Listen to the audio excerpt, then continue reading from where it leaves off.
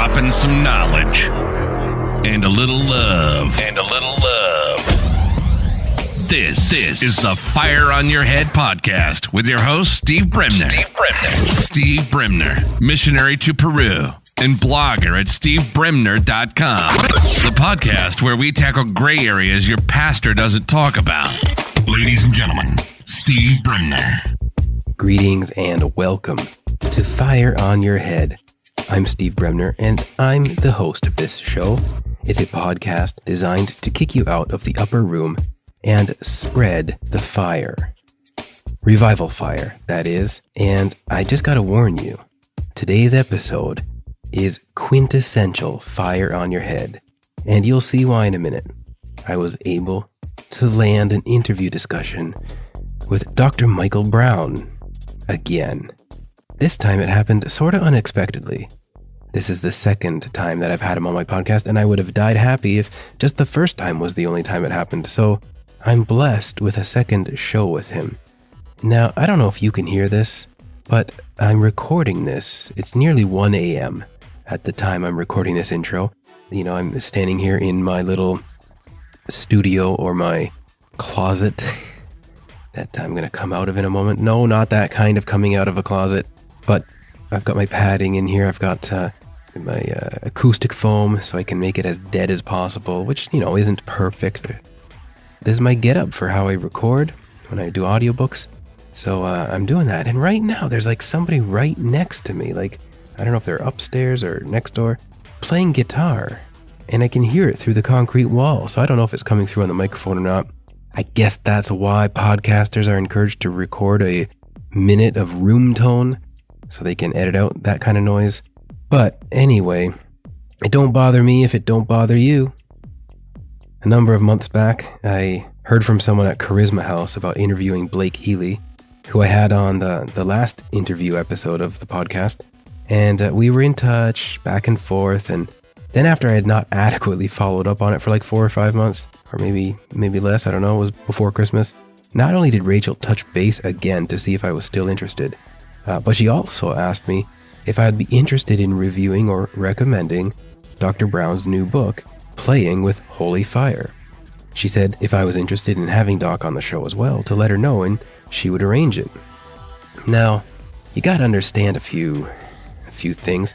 This is not the first time I've had a publisher reach out to me, but it's the first time I had a publisher who was reaching out to me about authors that I'd be interested in interviewing and having on the show. You know, like Blake Healy. I mentioned that was a long time coming, and Dr. Brown I've already had on the show. And you may remember years ago, if you've been with me this long, back when I was a part of another ministry before joining Oikos, that my leader got in touch with Dr. Brown and his assistant about translating a book of Dr. Brown's called A Time for Holy Fire, which in 2009, I believe it was kind of like an updated version of From Holy Laughter to Holy Fire, which was also Destiny Image published back in the 90s.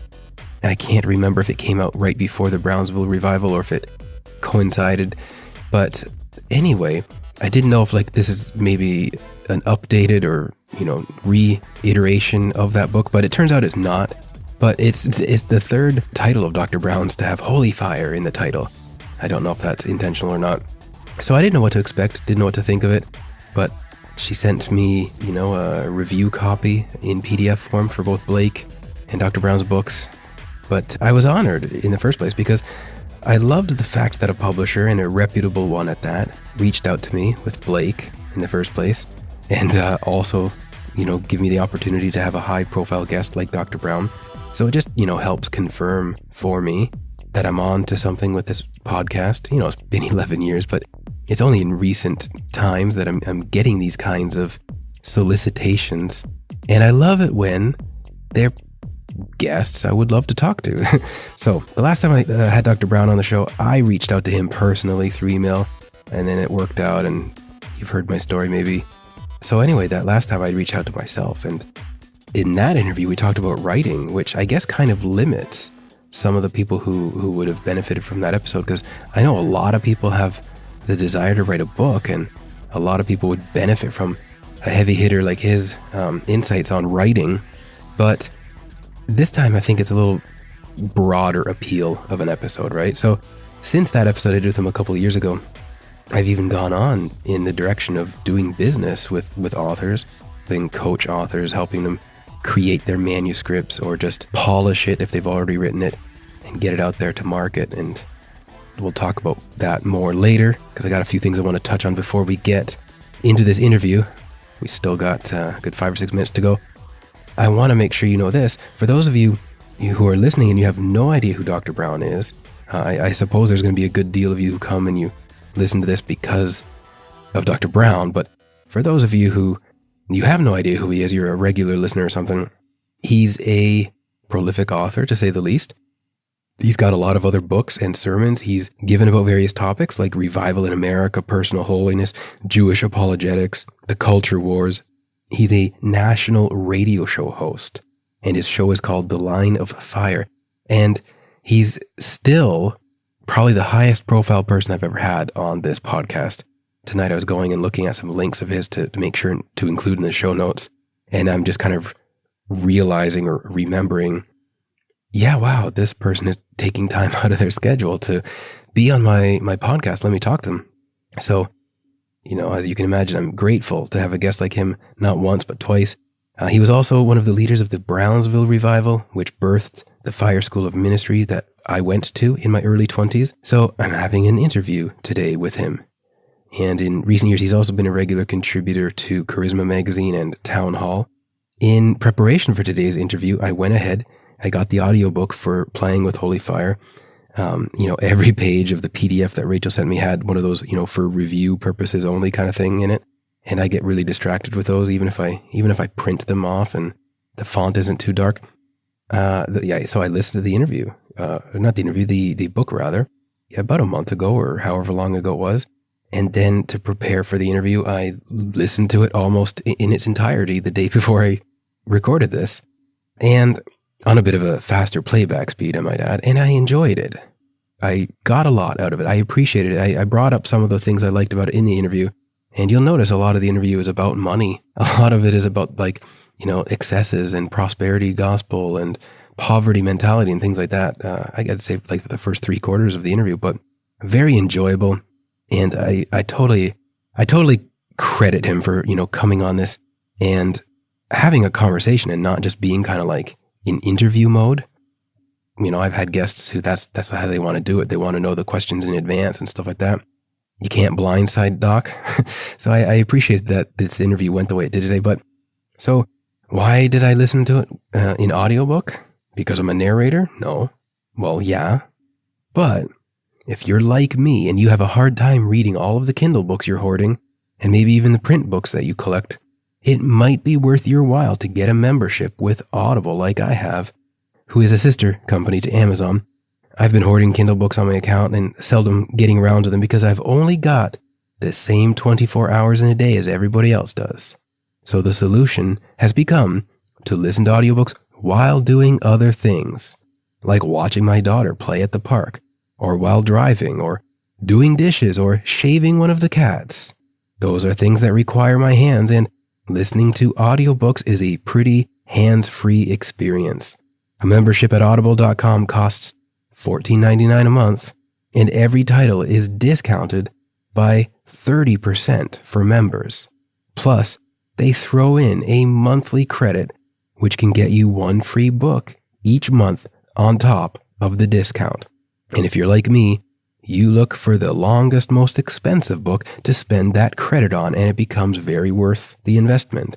So that's already a sweet deal, and I've been a member now for about 5 years, maybe 6. They sometimes even send members email deals, members only deals, where certain books are discounted down to like $3 or $4 for members only.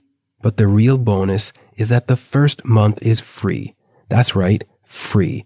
If you go to audibletrial.com/fireonyourhead, one word, and when you sign up, you will get a credit for free, which allows you to automatically download whatever book you want.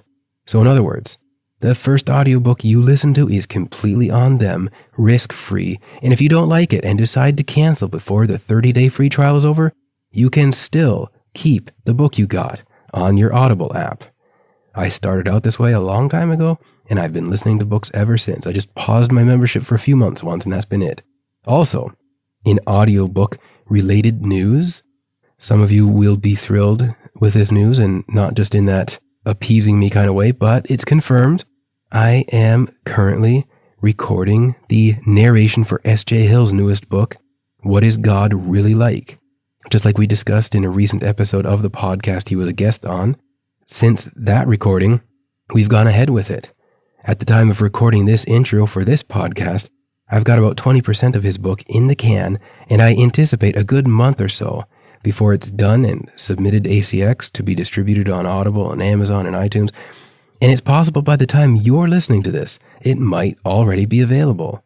On average, a huge number of the hits per episode of my podcast come 4 weeks after new episodes have been put online. So talking about it like it's a yet future event might seem silly if you're listening to this show's archives, or you're backed up on episodes and now that you're getting around to this, it's already been a while. So thank you very much. Sorry for the long intro, not sorry. And enjoy this interview with the one and only Dr. Michael Brown.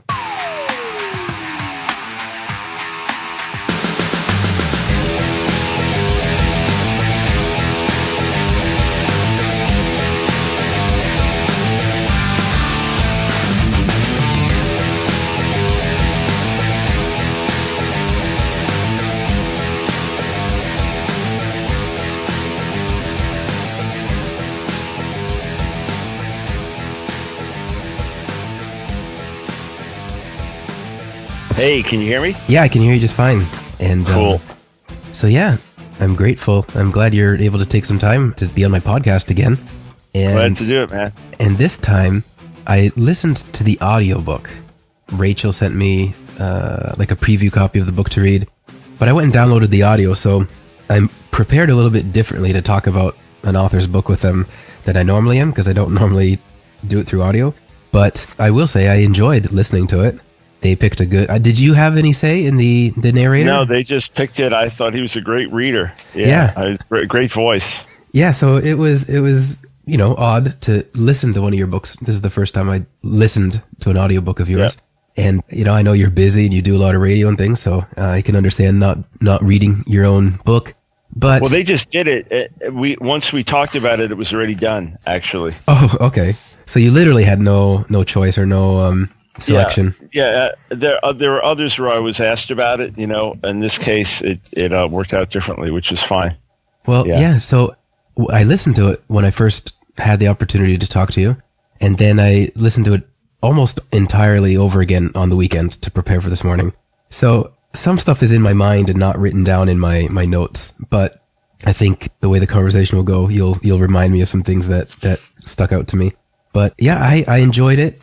This is the perfect book to be recommending on my podcast to listeners, because I'm all about this charismatic stuff. And maybe you already know, but I won't fault you for it if you don't remember. I grew up in like a more evangelical, non-charismatic atmosphere before coming to Fire and getting baptized in the Spirit and speaking in tongues and stuff. And so I've always felt like I love to be apologetic and defend some of the stuff that I've benefited from and I've learned and appreciate about, the charismatic Christianity, like tongues and healing and things. So I love this, but I also, I think you did a good job walking that fine line of defending, but also calling out, because sometimes I'm, back home and visiting people and I feel like I'm not weird. I promise I'm not weird. Yeah, I'm charismatic or Pentecostal, but I'm not weird like some extremes and some things you may have seen or heard or whatever. I guess I'll start on that note. The first thing I did was I looked at the 1-star reviews for the book before listening to it, just to see the kind of complaints. I don't know if you care to hear that, but it struck me that where did you find 1-star reviews, by the way? Well, 1 star or 2 stars, whatever they were, where somebody says, I liked this, but Dr. Brown didn't. Okay. Yeah, because so far on Amazon, when I checked, there were the first, 29 reviews or something. I think there was a 3-star and the rest were either 5-star, maybe a 4-star here and there. Yeah, so... the 3-star, sorry. I was actually expecting the critics to join in with the 1-star reviews and say, well, he didn't go far enough, he didn't name names, or he's destroyed his credibility because he likes these people. So those may come, but those haven't come yet. The 3-star was maybe in that direction. Right. Sorry to, to me, when I get like a 3-star, I feel like it's a negative. So yeah. Well, it's actually listed, sure, I think, as a negative if, that's where it starts. But either way, yeah. But what I was going to ask you about is when the ones that come up like that and they say, oh, well, he doesn't defend continuationism, or, he doesn't defend why cessationism is wrong. And then I start listening to the book and I'm like, I felt like he does. and not just that, but it always struck me as weird. And there's a few points you say in the book that we have a problem with, that testimony you shared with the family that you heard about who had the chicken that they put in the fridge. The bones from the chicken, and then they would keep eating it for a few days. And we're like, we struggle to believe something like that, but we have no problem with the ravens feeding Elijah. And so I felt like, why is it always on or charismatics or continuationists to defend, like, yeah, we believe what the Bible says, it's in here and we expect to see stuff in our lives, rather than like on the people who would deny that? Like, why is it not up to them to explain like why they don't? Like I've always kind of struggled with that. Do you have any? Yeah, well, there is no scriptural support for the cessation of the gifts and power of the Spirit. I have another debate scheduled next month, and this fellow is so extreme that he doesn't even believe I'm saved because I'm not a Calvinist and not a particular kind of Calvinist. But we've agreed on the subject, which is just what does Scripture say? If you go through church history, of course, there's been a steady stream of the miraculous. If you go back to Augustine, who was the most influential leader after Paul, so several hundred years after Paul, he didn't believe that healing and apostolic miracles were for today until they documented 70 healings in 2 years, in which case he changed his theology openly and proclaimed it. Well, that's not even the issue. It doesn't matter how many miracles are happening today. The only question we're debating is what's written in Scripture. And what's written in Scripture is explicit and plain, without any directive to expect this to stop. We're expected to pursue the spiritual gifts, especially prophecy. We're expected not to forbid speaking in tongues. We're expected as believers to do the works that Jesus did. We're expected to pray for the sick and see them heal. I mean, this is all explicit within the testimony of Scripture, with nothing against it. So, number one, I've written about that extensively. My book, Authentic Fire, lays that out. There's a whole chapter, a lengthy chapter called Sola Scriptura and Therefore Charismatic. That's one thing. A second thing, the book starts with the Spirit's moving around the world. The book starts with this is the greatest outpouring in world history in terms of a harvest of souls, and it's flowing mainly in Pentecostal-Charismatic circles. And it's because God is doing so much in so many places with so many new believers that we need to address these things, and we need to do a better job of self-policing. And then through the book, for example, the second chapter, Why Are We So Gullible?, I explain that we really do believe what's written in Scripture. And because of that, there are lots of odd things that are written that we believe. And two, we've had very unusual experiences and seen God do exceptional things.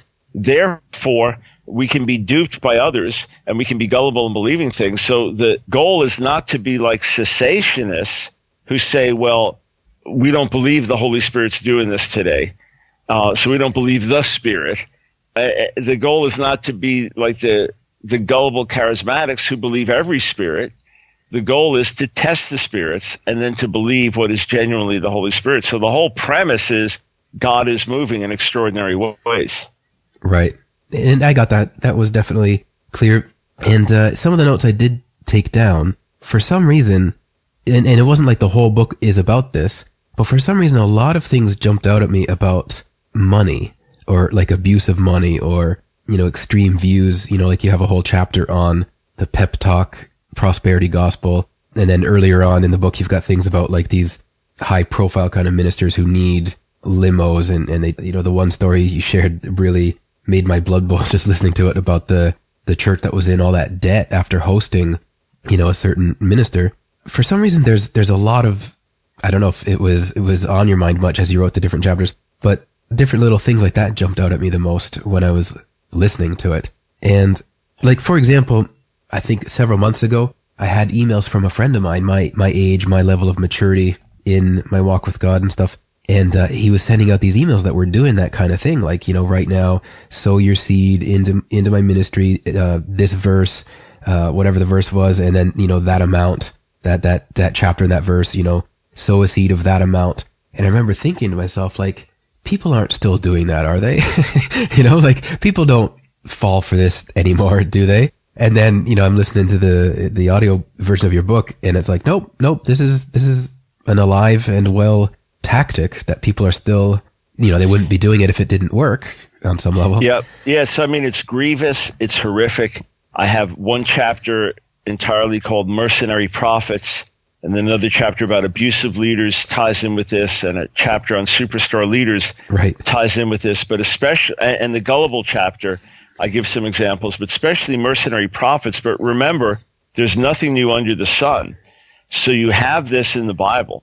You have the false prophets being rebuked for their greed. You have the fact that we're told that some of these leaders, for example, the destruction of Jerusalem, you can trace back to the false prophets. I'm talking about 586 BC.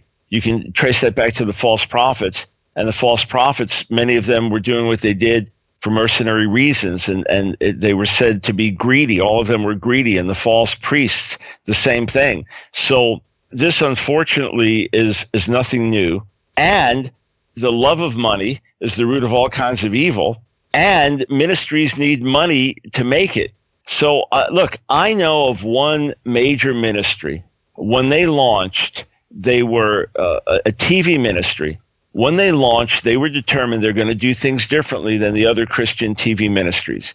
They weren't going to do any of the flaky fundraising.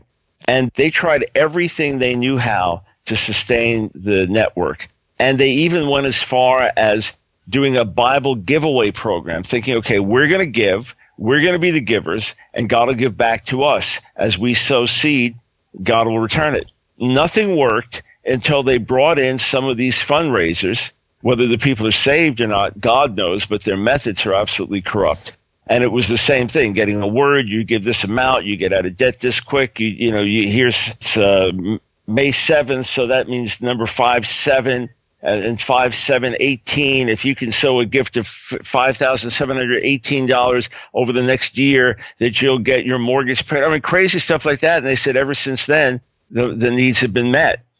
Well, I know the sincerity of the people involved. I know their integrity in so many other areas. And I just thought, well, if that's the only way you can stay on, then you have to get off the air. That God's not sustaining it.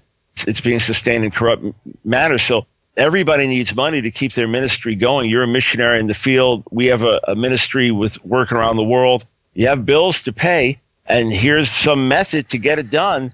It's very easy for people to get carnal, and then others to find money-making schemes, and others who are just corrupt charlatans. But it must be addressed, and sadly, we haven't adequately addressed it, even though it's the tiny, tiny, tiny minority who are guilty of abuses like this. They are often the ones that are seen by the most. Right. I don't know if you addressed it the way I'm going to phrase it. I think there's a very real temptation that I've experienced anyway, with, raising funds or looking at how I write newsletters or things, where you can be tempted to be, updating supporters or updating partners, communicating in a way where you're looking at the bills more than the fruit. You're looking at the needs, the bills you have to pay, maybe as the ministry is bigger and you've got staff or something. In my case, it's not that extreme yet. It's tempting to communicate based on the need rather than what God's doing, and if people wanted to partner with and sow into that. And years ago, when I first started to get into doing things of a freelancing nature and earning some money and having kind of like a bi-vocational way of doing this, I had this mentor who had a membership website in a certain industry, in a certain online, market. And he told me, it's great, it's lucrative, but what I struggle with is every month I have to keep showing evidence of success so that people would want to continue being a member of my site and, view me as an authority or whatever. And it's odd because when he said that to me, I felt like the Holy Spirit was highlighting that for like my own, thing he was communicating to me, that ministries can fall into that as well. You know, like we got to keep showing fruit or results or some kind of something that would keep people wanting to give. And I don't know if you want to address that at all. Yeah, and look, that's not abusive. That's not manipulative. That's not a matter of gospel enterprise. I mean, look, my second book and the first real popular book I put out in 1989 was called The End of the American Gospel Enterprise. And, you know, I've often said that in America, we know how to do two things. We know how to make everything Christian, and then we know how to sell it. And there's that old line that what began as a movement in Jerusalem became a philosophy in Greece, a monument in Rome, a culture in Europe, and an enterprise in America. So many of us raised in America, the gospel enterprise is just something we're used to and almost oblivious to. And then you go with those same methods to another part of the world, and they're shocked with, what are you doing? But we always see it when we first send missionaries out in the field, because they have monthly supporters, and the monthly supporters want to know, okay, where is my money going? So the missionaries will send out a newsletter every month, part of their training, to be in communication with their supporters. I do it with our ministry supporters to this day. So missionaries out in the field, when they're first out in the field, they don't have a lot going on normally. Right. So they want to communicate every month, which is a good thing to do. We teach them to do that. I do that with my ministry supporters. But often what happens is that because they don't have a lot going on, they have to find some story to tell. Right. You know, so it'll be, you know, it was an odd thing to meet this old woman at this store at this hour, and you got to paint the whole picture. But I did get to share the gospel with the little that I knew, and this is just one seed, and I sensed the beginning. So, right. You know, but there's nothing corrupt or mercenary about it. You're just doing your best to tell the supporters, hey, I'm out here on the field. It's going to take a while before I have some stunning stories to tell, but, you know, I'm just staying in touch right now.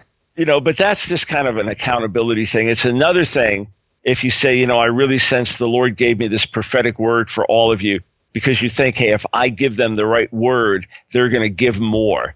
Then we become manipulative.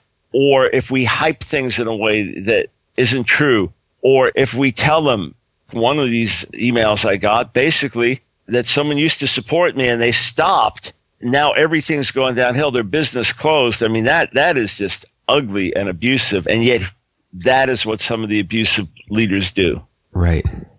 On that note, I definitely appreciated the Pep Talk Prosperity chapter, because I've seen like an overreaction against prosperity. Like, you know, the prosperity, you know, God, you know, only wants, you know, good for you. Nothing bad will ever happen. Like that kind of stuff.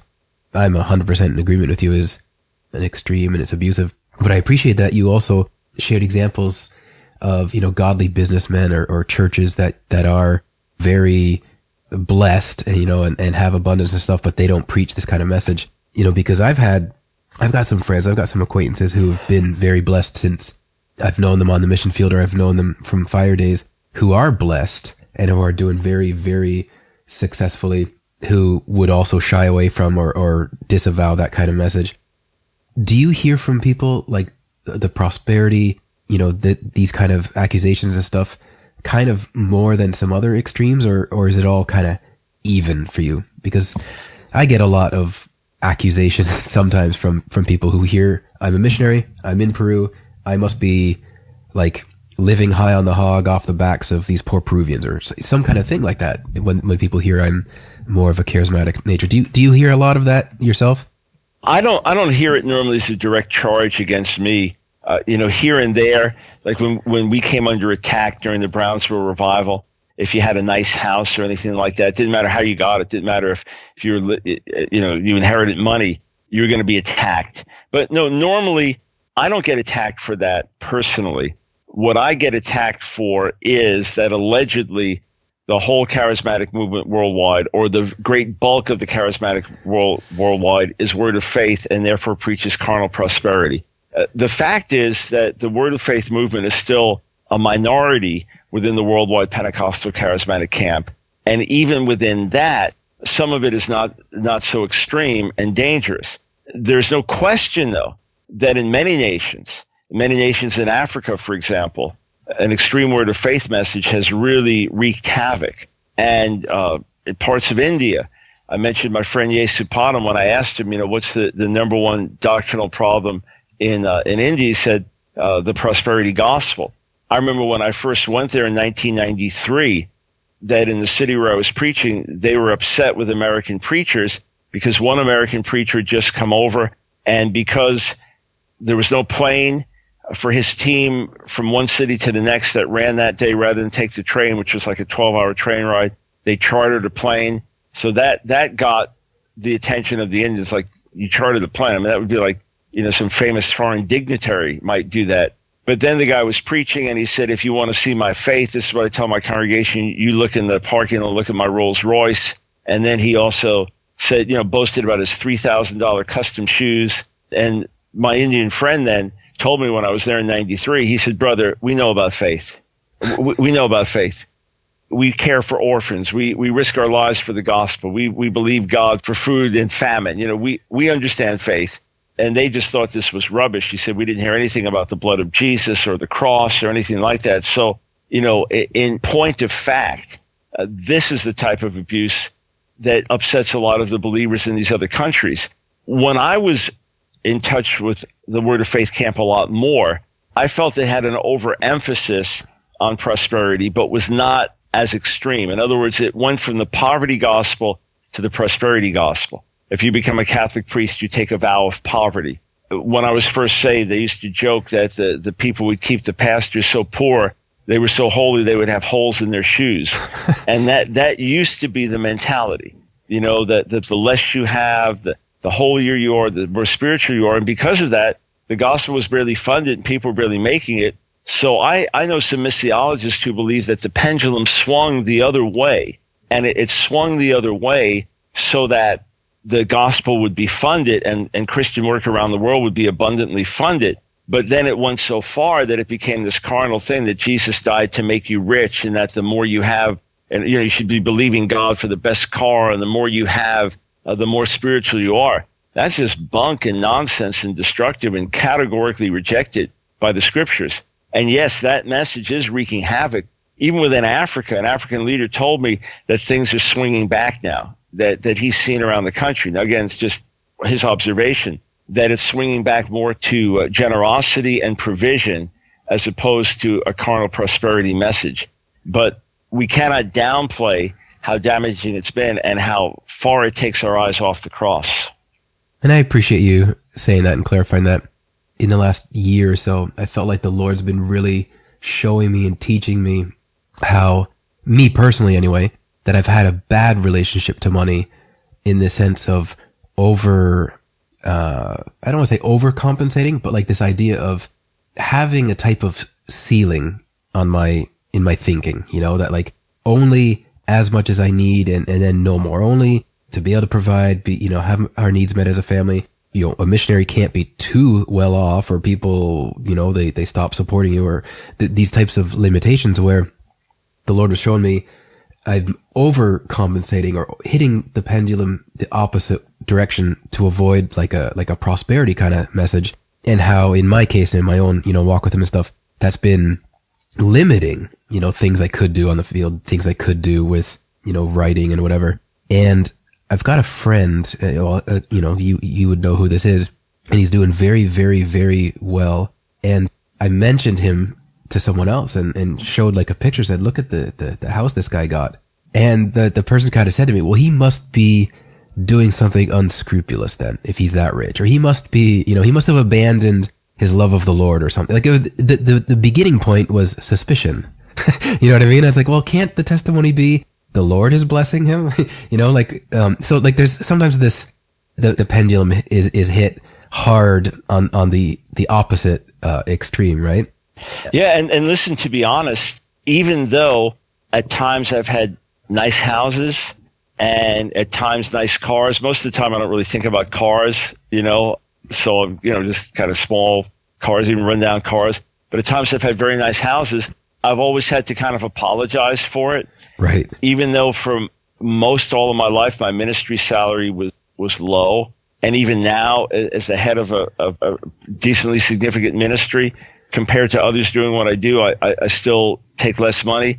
I've always had this thing of wanting to, trying to apologize because I'm thinking, I'm funded by others. Well, the thing is, though, we're frugal, we're good stewards, and I learned that I don't get any more holy, any more intimate with God living in a small rental like we also have, or living in a nice big house.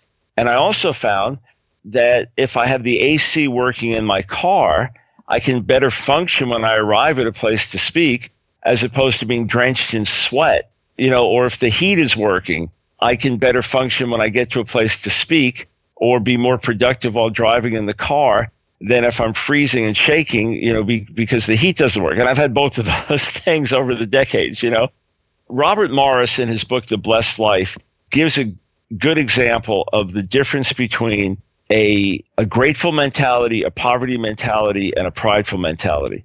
So let's say I pull up in a nice car and you say to me, man, that's a beautiful car, Dr. Brown. And I said, that's nothing. You should see the car I have at home. Obviously, it's a carnal, prideful mentality. On the other hand, I can have a nice car and you can say, man, Dr. Brown, that's a beautiful car. And I said, no, look, don't take this wrong. I'm not into these things. And it was donated by a rich donor, so I don't want you to get the wrong idea. That's a poverty mentality. The grateful mentality, when someone says, man, that's a beautiful car, I say, yeah, the Lord really blessed me with it. I'm just really thankful to God. And I've been convicted of that myself. So, and then because of that, I wonder, does that affect people that I pay on my staff?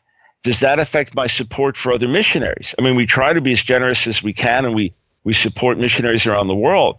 But in other words, is my mentality putting a ceiling on funds that God can give that I can freely give to others? So yes, we preach generosity and provision. We don't preach carnal prosperity. So I see this pendulum swing both ways. And what's interesting is, generally speaking, when I'm in Pentecostal-Charismatic circles, they are much more generous with their giving. They are much more substantial with receiving offerings to support your ministry. And other circles, you're almost thinking like, how do they think you live? How do you think you support a full-time ministry with a staff if this is the kind of money that comes in? So it is interesting, again, pendulum swinging and finding a healthy biblical balance. Right. And I'm going to throw this in there for the benefit of people listening, like for the on the missionary field aspect of it. We live pretty modestly, my wife and I, and most other missionaries I know here in Peru. And, from time to time, we go into the jungle with our leaders to this place called Pucallpa, and we stay at a modest hotel. We're not like, the names of fancy hotels slip my mind at the moment, but, we stay in, You don't stay at the Ritz-Carlton. Yeah, that's what I was going to say. But yeah, so there aren't those kind of hotels necessarily in this city, Pucallpa. And then from there, we may go out into other areas where, you're on I've not done this personally, but like other team members, they go in like a 13-hour boat ride into the jungle and stay somewhere and sleep on the floor and stuff. And I heard a couple of years ago, a few of the families that were hooked up with there were offended that, when the missionaries, the gringos, they come and they visit us and stuff, they stay in hotels that we could never afford, and don't come and stay with us in our homes and stuff. And that kind of like hit me in the face a bit. Like, it's not like these hotels we stay in are fancy and luxurious and stuff like that, but they're still like out of the reach of maybe some of the people we're there visiting and seeing, and hearing, from their heart how they felt like, well, you don't come stay in our homes and stuff, and, you're over there and you have to take a half-hour, cab or whatever over here, and we don't ride cabs and taxis, we can't stay or can't afford to stay in hotels like that. And so it made me sensitive on the one hand of like, okay, that's a good point. But at the same time, it's like, there's also some kind of give and take where like, one doesn't have to feel guilty. And it's not like we're like charging them and making them pay for us to stay in those conditions. You know what I mean? Like, we're coming in our own means. And so, well, the thing is, though, in situations like that, look, when we went to India, the first few years, well, for quite a few years, we slept on the airport floor because you had to stay overnight before your next flight.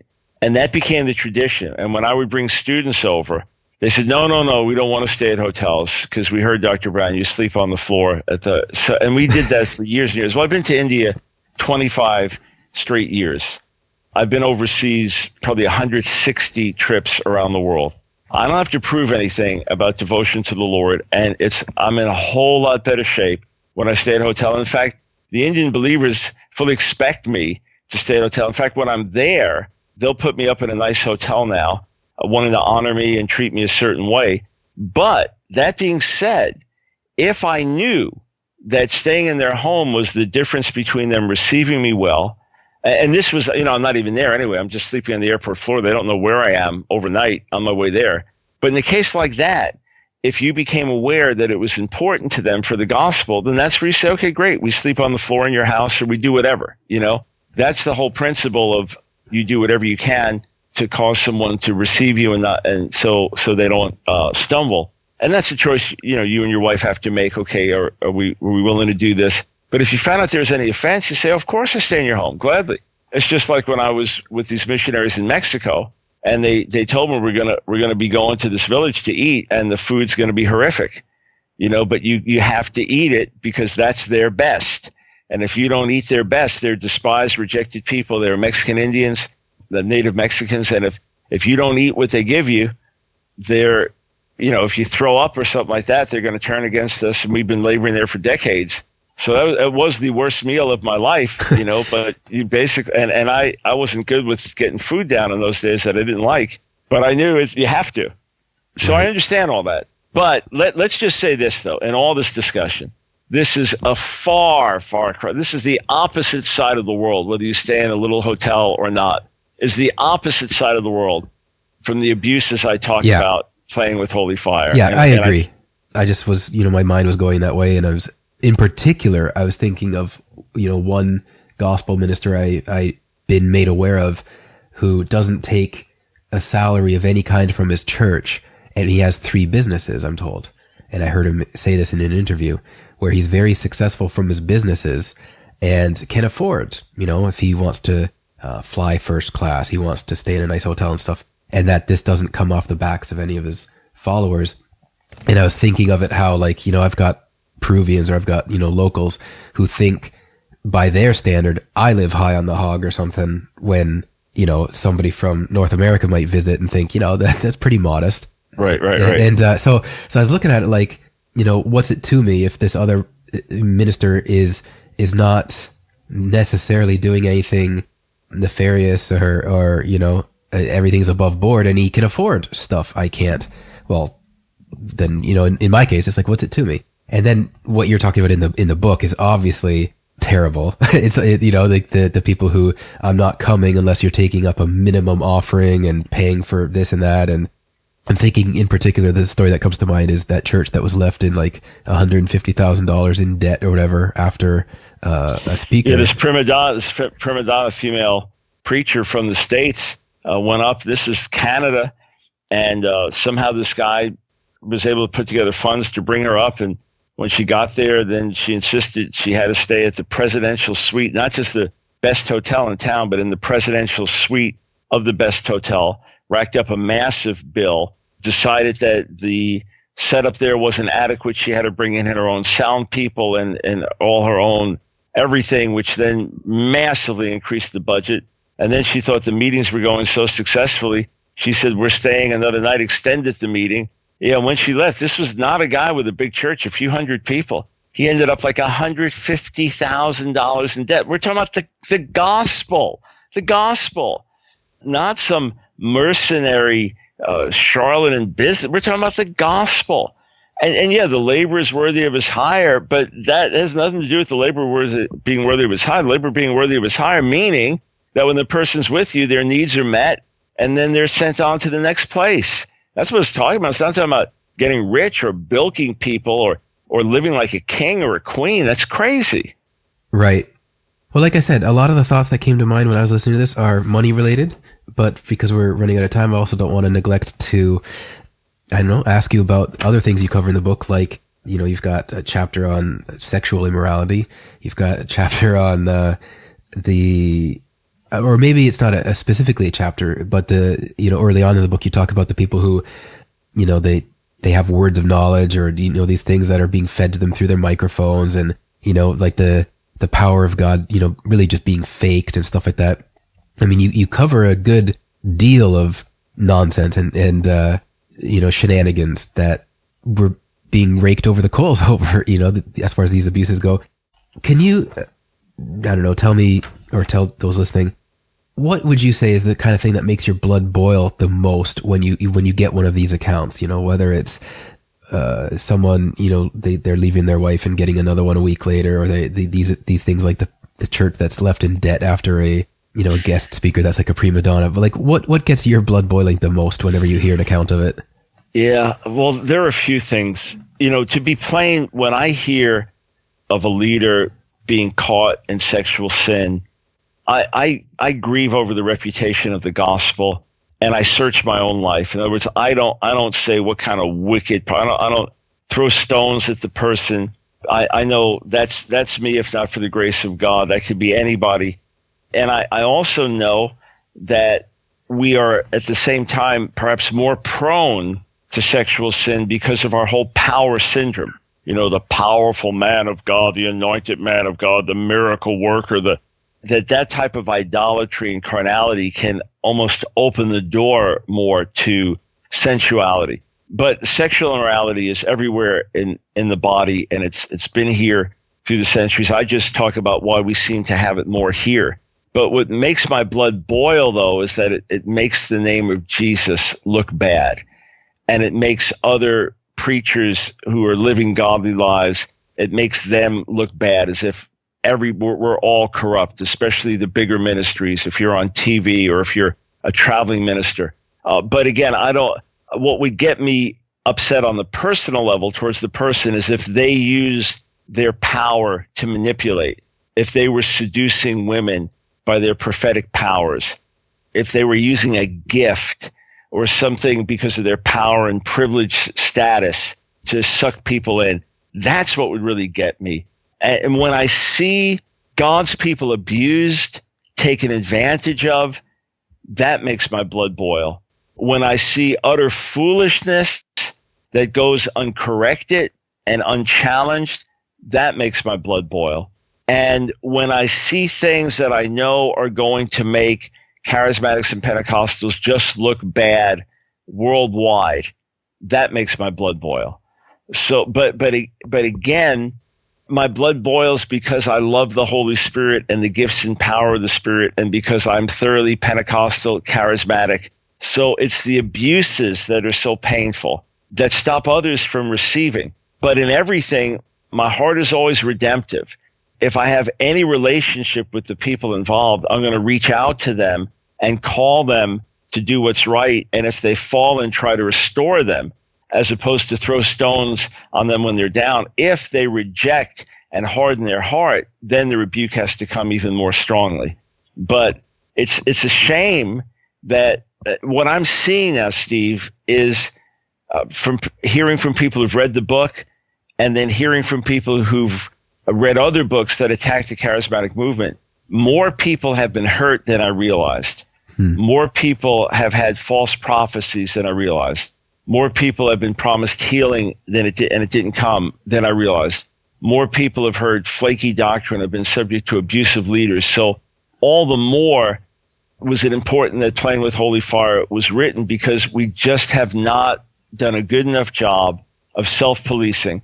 And your average Pentecostal or charismatic pastor may say, look, my responsibility is to my flock, and my flock is healthy, and they have discernment to know the difference between right and wrong. I don't need to address all the crazy abuses. And I agree.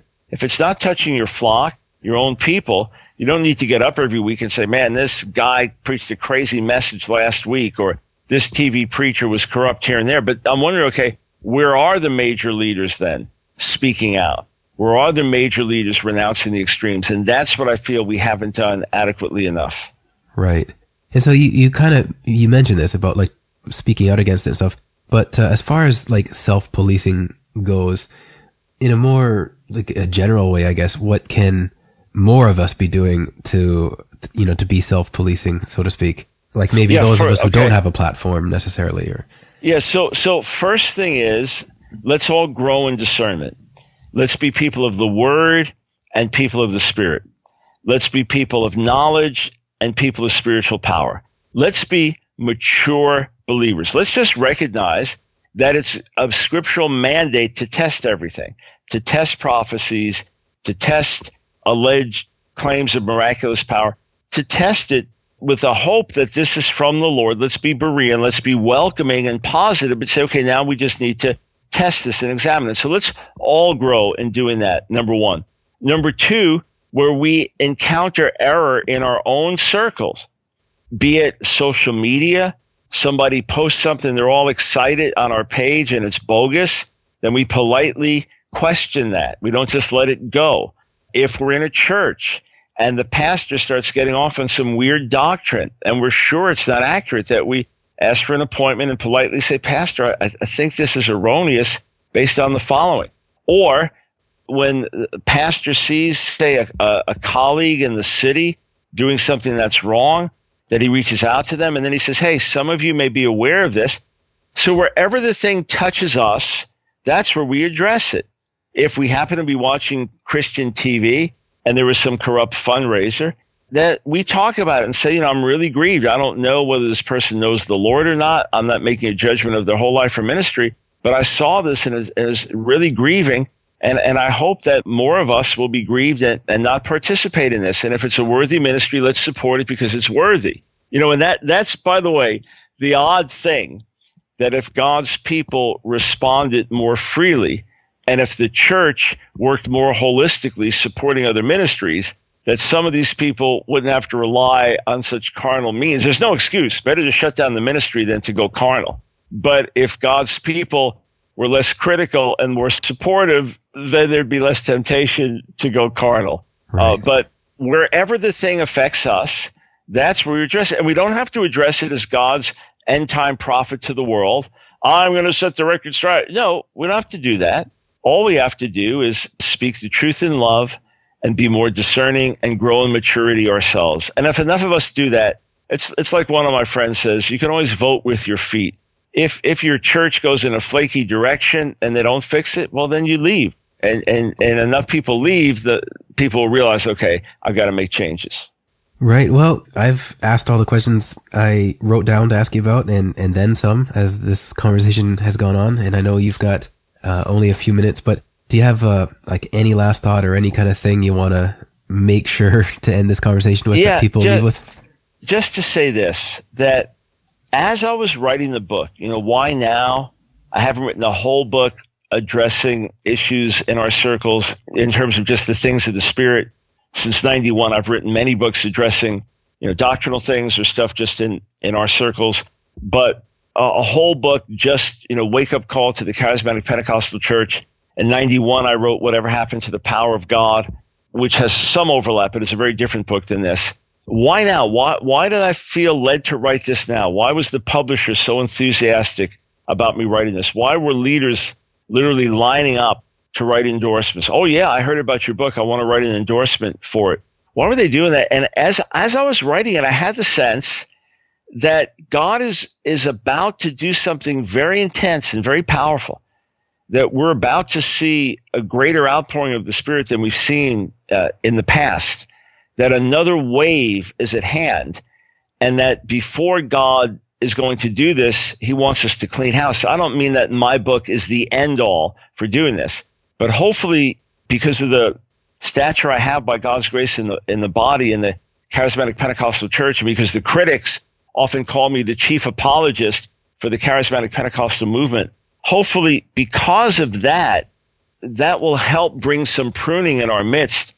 This is the quickest book I've had translated into Spanish. I just saw it. It's out in Spanish this month. Nice. So that, and hopefully we'll get into other languages quickly. So I have this sense of excitement. As I wrote the book, my faith was actually stronger at the end than at the beginning. In other words, I was recounting so many things I have seen and reminded of how clear the word is, that as much as I'm grieved by the abuses, I have a sense of something greater about to break forth, a fresh outpouring of the Spirit. So I would encourage everyone, let's get our house set in order. And as we do that, let's show the Lord that we can walk worthy of what he's given. And then just on the practical end, as you know, Steve, social media and online networks are so important. So if you read the book, folks, and you enjoy it, share it with your friend, post it to others, post a review on Amazon, and this way others can know and we can spread the word and get the message out. All right. Well, again, thank you for taking time out of I know you're a busy individual. Thank you for taking time to be with me today to talk about this book. I appreciate you coming on my podcast again. It means a lot to me. My joy, Stephen. Listen, I'm so proud of you and your family, what you're doing these many years of faithful service and being so productive, getting your books out and the books making an impact on people. So I'm glad we're in this together. Yeah. Okay. I appreciate that. God bless. Hey guys, did you enjoy that? Did you enjoy that interview? Was it fresh? Was it fire? I just want to make sure you know of some links where you can interact with and follow today's guest, as we didn't mention his site or anything, I noticed when I was editing this. And so here's what I've got. You want to check out our guest at askdrbrown.org. It's kind of like a hub, so it has links to other things that are relevant to his ministry and his radio show. And from there's a tab that'll take you to thelineoffire.org. And he also is a contributing editor to Charisma Magazine and Town Hall. And in the show notes, we'll have a link to his YouTube channel. And yeah, I just want to thank you for listening today. I'm getting over a cold. I've noticed as I'm trying to do this interview, trying to do this intro and outro, that I'm still recuperating, but I'm getting over that. We saw an allergy specialist who's been giving us some prescriptions to go get for my daughter Emily and me. We're both really suffering from allergies living this close to the ocean, and the humidity and the mold and just the conditions living here and being in a first floor apartment with just these windows and the things that you can open the windows, but there's still no air getting in here. So keep us in prayer for our health, that I can beat these allergies. Explained to me how we're going to do it. And it's not too costly as far as these different medications and inhalers and things he's having me get. But for my daughter, and not only that, planning on moving. No, we're not. I don't know. We're open to it now. We've tried, 2-3 years of living in this close to the ocean. I don't know what it is about this ocean at this place in Peru, but all sorts of people have, health issues. So anyway, thank you for being concerned. Thank you for listening. Thank you for your patience. If I'm going to be doing more audiobooks, I got to have my throat, my voice, working. So it seems like I've done an awful lot of podcasts in the last few years where I'm apologizing and making excuses for my voice, but that's about to change. I believe if I'm going to, go forward with this, I believe in healing, and I'm teaching it and preaching it. And okay, so thank you very much. I hope you guys check out Dr. Brown's stuff. There's a variety of topics he's authority on and an expert in, and I'm sure you'll get something of value when you visit his site, and God bless you all. We hope you enjoyed today's show. If you'd like to subscribe to the podcast, you can find us in iTunes or on Stitcher Radio, or directly at fireonyourhead.com for more options. If you want to support Steve and Lily Bremner as missionaries in Peru, or find out more about what they do, be sure to head over to their blog at stevebremner.com, or check out Steve's Kindle books on Amazon and leave reviews of the ones you liked. See you next time.